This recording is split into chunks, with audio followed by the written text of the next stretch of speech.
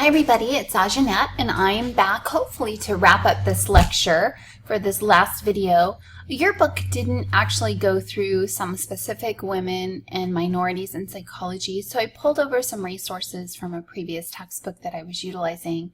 Mary Calkins was the first to earn all of the courses required for her PhD, but because of women's place in history at the time, she actually wasn't awarded her degree. She conducted research primarily on memory, which is one of my favorite areas, and she went on to become the first president of the American Psychological Association, which is our professional organization in the field of psychology. Margaret Floyd Washburn was actually the first to be officially awarded her PhD, and she became the second female president of the APA. And then Francis Cecil Summer was our first African American to earn a PhD from Clark University, and he actually went on to teach at Howard University, where he became the department chair for psychology in his career, so very monumental achievement. And then Kenneth B. Clark was the first African American president of the American Psychological Association, and his research, along with his wife, Mamie, they conducted some really critical, important research that became very famous because it became kind of objective evidence of how our society contributed to and influenced the development of prejudice. He had white babies and black baby dolls, and he put them in front of children, both white children and black children, and they were given a choice which baby to play with, and then they were asked why they chose what baby and why they didn't choose other babies. And what he found, or what they found, he and his wife, were that most children, even the black children, chose the white babies to play with. And when asked why, it was very telling that the black baby dolls were associated with more negative qualities. And so this became a very foundational research study that became part of the Brown versus Board of Education suit, and it helped to play a key role in the integration of blacks and whites into the same schools. And he was a really instrumental, or both of them were instrumental researchers or components of the civil rights movement. So, okay, we're going to move into some contemporary psychology or more modern views or information. So currently, American Psychological Association, or APA, it's the most common professional organization here in the United States. It's the largest organization of psychologists in the world, so more people are members of the APA than any other organization throughout the world. And what they do is they help to establish a collective body of information that can be disseminated to the community and help to guide our knowledge, understanding of current research, as well as help guide our profession to maintain standards of excellence and ethics and things of that nature. A counterpart is the the Association for Psychological Science, or APS, and that is really looking at a scientific orientation of psychology, and so it's more focused on kind of the scientific realm and the experimentation. We do have WPA, which is Western Psychological Association, which is the Western branch of the APA, and there's various other associations that are affiliated with various specialties or branches within psychology, because psychology is a very diverse field, which you'll learn about now. So psychology has different subfields within it. Biopsychology, which is commonly referred to as neuroscience, it's really looking at the underlying biological factors or the physiological factors that might be involved in behavior and mental processes. They use very kind of sophisticated, advanced research methods and tools that are very commonly seen in the medical field. Their primary focus is to study the nervous system, which includes the brain, and looking at combining that physiological and psychological approach to explaining behavior. Evolutionary psychology is a branch of psychology that really studies kind of why behaviors or traits evolved from a Darwinian perspective. So we try to understand the adaptive value of any given trait or behavior, why it may have been valuable to evolve into what it is today based on the principles of natural selection and kind of how it may have contributed to survival. The challenge is what we're experiencing today isn't necessarily what we experienced during those evolutionary times. And so what may have been adaptive back then may not be adaptive now, and it may also be difficult for us to kind of glean the circumstances that may have been going on for certain behaviors and traits that may have contributed to the evolution of any given area of focus. And then sensation and perception is an area in psychology that focuses on the relationship between how we process sensory information and data, and then how we collectively put that together and perceive that as a whole. There are two different elements of our sensory experiences, and we look at the underlying structures of the sensory system as well as the mental processes necessary to perceive those sensory experiences in a specific way. Cognitive psychology, as I mentioned earlier, is focusing on cognition, which is our thinking and mental processes. So we study thought, problem solving, perception, information processing, memory, language, and we look at maybe how we gather information, how we encode it, how we store it, and then how we retrieve it from a memory standpoint. And in future chapters, we'll talk about the three-stage memory model that was based on the computer science that I mentioned earlier. And then in developmental psychology, which is kind of my specialty area, we look at how we change and adapt over time, over our entire lifespan. And that's how we change physically, cognitively, socially, and emotionally over each of the developmental periods over time. And so that's all the way, we call it from womb to tomb, because it's from conception through death.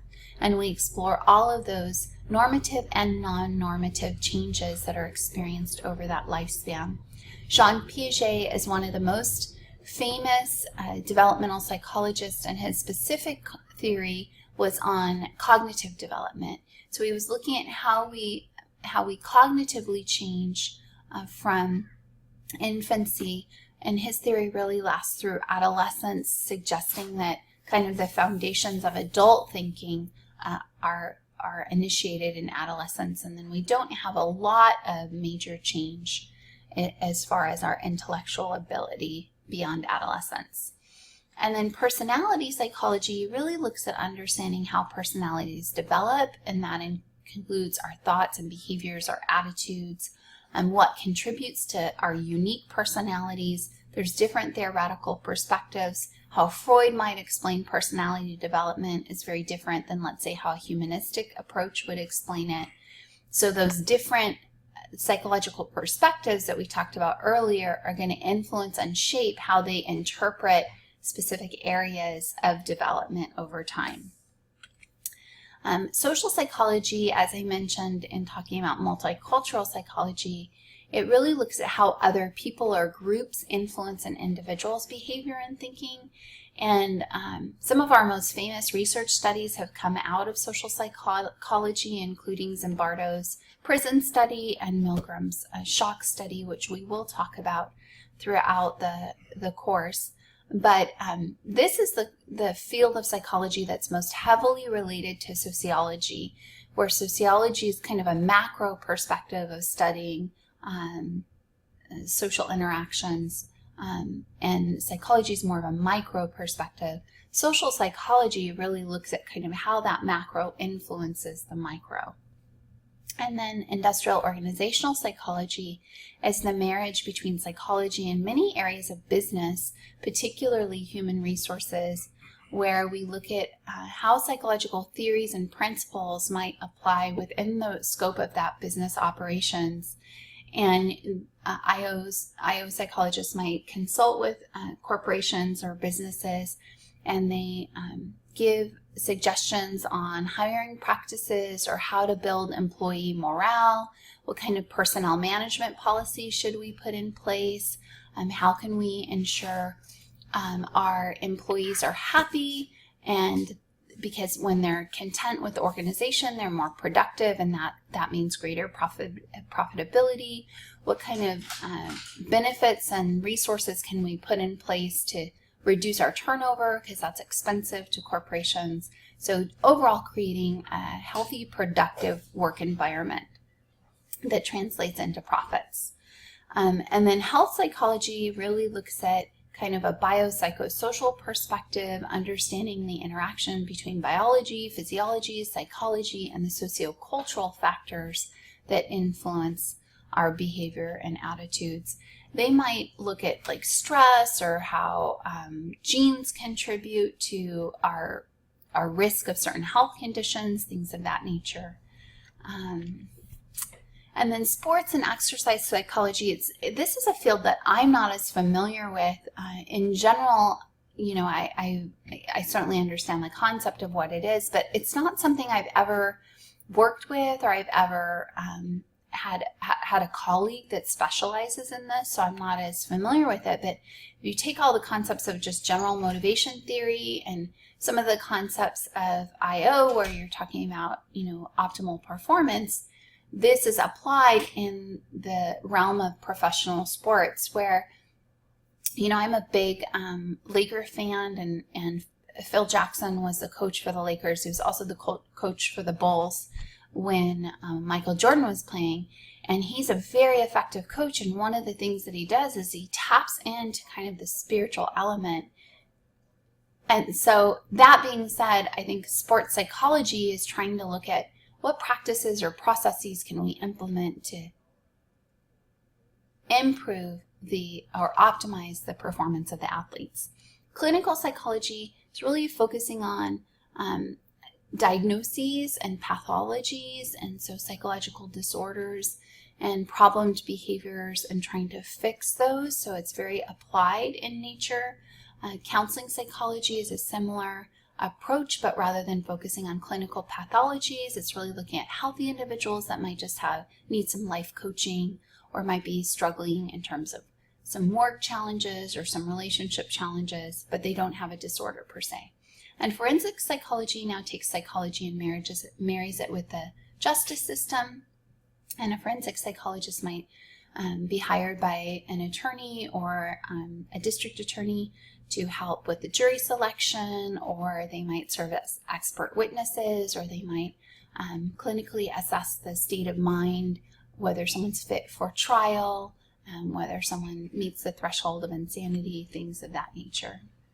So, and this biopsychosocial approach is kind of the intersection of all of these different perspectives. And in therapy, some might lean toward one perspective or another. Some might have what we call an eclectic approach and combine multiple perspectives. So again, just a nice little reference chart to give you kind of the kind of main perspectives or fields within psychology, what they study, kind of some general underlying assumptions of each of those theories. And then finally, there's careers in psychology.